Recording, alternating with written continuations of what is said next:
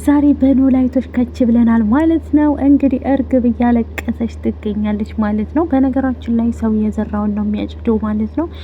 እርግብ እንግዲህ በሀናና በሰላም እየቀለደ ነበር የሆነ ሰዓት ላይ እናንተ ቁሙ ቀሮች እያለች በጣም እየተንከተከተች ስቃ ነበር በጊዜው ማለት ነው። የዘራቸውን አጭዳለች ማለት ነው። አሁን ላይ ድንብላልና ተምቹ እሷ ጋር ሄደው እንግዲህ እንደማይፈልጋት የወደፊት ሚስቱ እንደሆነች ድንብላል አስተዋውቋታል ማለት ነው። እሷም ደግሞ እንዴት ብሎ እኔ እኮ ከዚህ እንድፈታ የምቸኩለው ለአንተን ለማግኘት አንተ ጋር ኑሮዬን ሁሉ ጊዜን አንተ ጋር እንዳሳልፍ ብዬ ነው ወልደን ከብደን ብትለው ራሱ እንደዚህ ዓይንሽን አፍጠሽ እንደዚህ ትናገር ያለሽ ወይ በጥፊ ማለት ነበር። ከዚህ በኋላ አጠገቤም ሆነ እንዳታስቢ ባይምሮሽ ብሎ ትቷት ሄዷል ማለት ነው። ሀና እንግዲህ ኢዝራ ሽማግሎችን እንዴት አድርጌ ልላክ እያለ ግራ ገብቶታል። ሰላም ጤና ይስጥልኝ ወደ ቤተሰቦቼ፣ ለቻናል አዲስ ከሆናችሁ ላይክ፣ ሼር፣ ሰብስክራይብ ማድረግን አትርሱ። እንግዲህ እንደተለመደ ይችላችሁ የመጣሁት የሀናን ሰርጋ አስመልክቶ ብዙ ነገር እየተበላሸባት ነው ሀና ማለት ነው። በጊዜው እውነት ለመናገር በጣም ከባድ ችግር ውስጥ ነበረች ማለት ነው። ያን ውጣ ውረዶች አሳልፋ አሁን ደግሞ ሜላትም ደስ ብሏት ለእርግብ ሄዳ እርግብን ለመጠየቅ በዛው ምግብ ይዛላት ስለነበረ ሜላት እንግዲህ መልካም ሴት ናት ማለት ነው። አይደለም ለቤቷ ለውጭ ሰው ራሱ በጣም ጨዋና መልካም ነች ማለት ነው። እርግብም እንደ ልጇ ስለምታያል ልጠይቃ በሄደችበት አጋጣሚ የተፈጠረው ምንድን ነው? በጣም ደስ ብሎኛል እርግብዬ ምን ይሻላል ትላትና ታቅፋ ትስማታለች። ምን ተገኘ ብላ ስትላት ሀንዬ ወግ ማድረግ ልታሳየ ነው ድል ባለ ሰርግ ልድራት ነው ስትላት እሷም ደግሞ እንዴ ደስ ይላል እና ሀናን መታል ጠየቀችኝ ምሳ ስትላት እንኳን ደስ አለሽ እያለ በቃ ከዚህ በኋላማ መታ ትጠይቅሻለች፣ ምንም ችግር የለም አንቺ ብቻ አታስቢ፣ ፖሊሶቹን ላናግራቸው ብላ ወደ ውስጥ ትገባለች። ምግቡን ሰርታት እርግብም ቁጭትልና ፈጣሪዋን እያመሰገነችና እየጸለለች ፈጣሪ ሆይ የምወደውንና የማከብረውን ባል ስጠኝና ልጅ ወልጄ ከብቼ ኑሮዬን ልመስረት እያለች ብቻዋን ታወራለች ማለት ነው። እሷ ግን ስታስብ የነበረው ተምቹን ስለነበር ተምቹ ደግሞ በስተመጨረሻ ልቧን ሰብሮት መጥቷል። ድንብላል ከዚህ በፊትም ከእርግብ ጋር ያለህን ነገር ማቆም አለብህ እኔ ጋር ከመጣ ትልና ድንብላልም ልብሷን ቀያይራ ከስራ ቦታዋ አስፈቅዳ ድንብላል አብራ ከተምቹ ጋር እርግብን ልታይ ትሄዳለች። በዛውም መስማት የምትፈልገው ነገር ስላላት ምክንያቱም የእርግብና የተምቹ ግንኙነት አቁሟል ወይስ አላቆመም እየተጫወተብኝ ነው የሚለው ነገር ሄዳ ታያለች።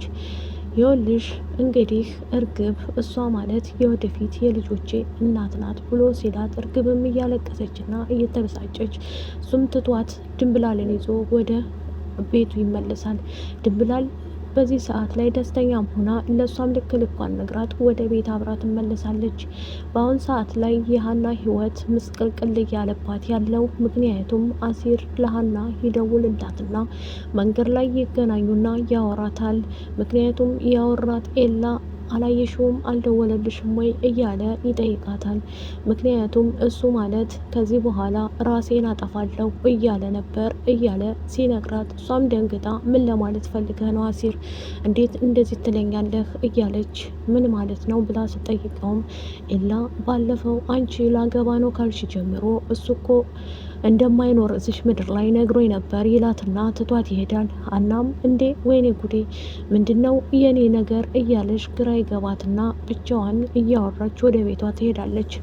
ኖላዊትም ፋኑሴ ቤት በድጋሚ ሄዶ ከደሴ መሄዴን ቀርቻለሁና ይቅር በይኝ ብሎ እግሯ ላይ ወርቆ በዚህ ሰዓት ታስፈልጊኛለሽ፣ ብቸኛ ነኝ፣ ማንም የሌለኝ ከፈጣሪ ውጭ ማንም ሰው የለኝም፣ ሀንዬም ልታገባ ነው ምናምን ብሎ እግሯ ላይ ወርቆ ፋኖሴ ጋር ቤቷ ቢሄድም ከዚህ በኋላ ዓይንህም ማየት አልፈልግም እንደዚህ ብለህ አጠገቤ እንዳትደርስ ብላ ኖላዊትን ምንጭጭቅ አድርጋ ትታው ወደ ቤቷ ትገባለች።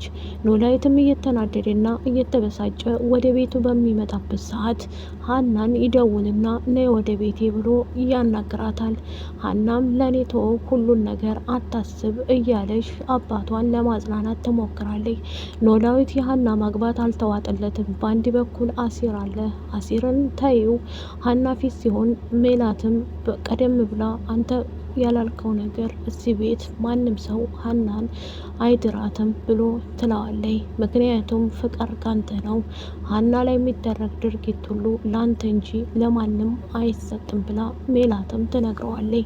ኖላዊት እንደ አባትም እንደ እናትም ሆነ ያሳደግካት አንተ ስለሆንክ ፍቃድ የምትሰጠው አንተ ነህ። ሀናም ደግሞ እኔ አንቺም መዳር የምፈልገው በወግ በማድረግ እንደዚሁም ደግሞ ሽማግሌ ተልኮ ከቤት እንድትሄጂ ነው የምፈልገው እንጂ ሰተት ብለሽ ሂደሽ እንድገቢ አልፈልግም ትላታለኝ። እሷም ደግሞ መቆየት አለብን፣ ቆየት ብለን መናገር አለብን ትላለች።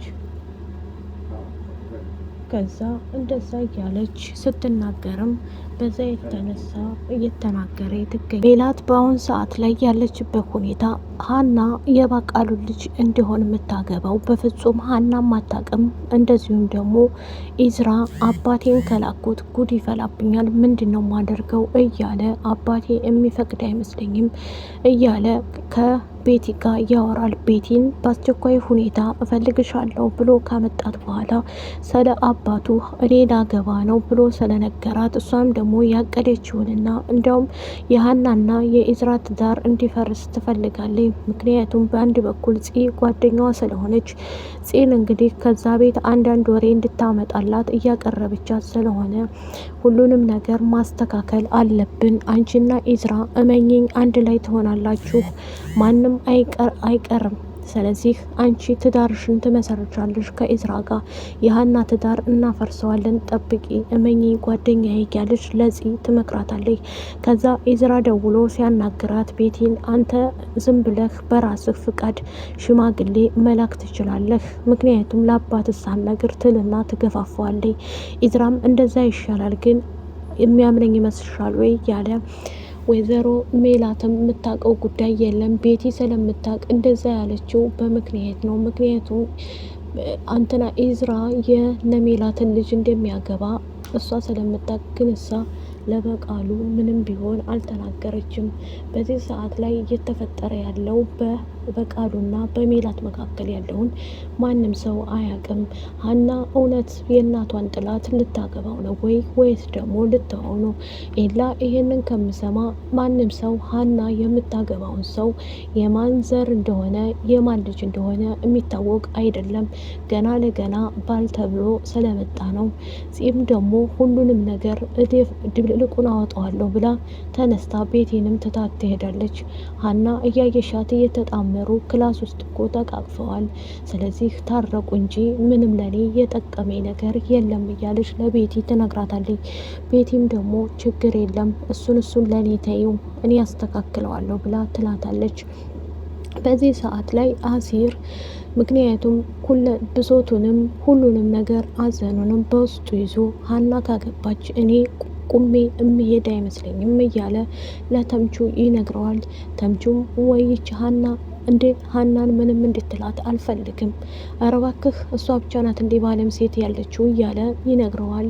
አሲር ግን ምንም የሚገባው አይደለም፣ ከዚህ በኋላ የራሴን ህይወት መኖር አለብኝ፣ እሷም ህይወቷን ትኖር እያለ ይናገራል። ምክንያቱም አሲር አሁን ያለበት ሁኔታ በጣም ከባድ ችግር ስለነበር ምላሴም ደግሞ ሀና እመኝኝ ይሄ ልጅ አይሆንሽም፣ የራስሽን ህይወት ምሪ እያለ ነግሯታል አስቀድሞ።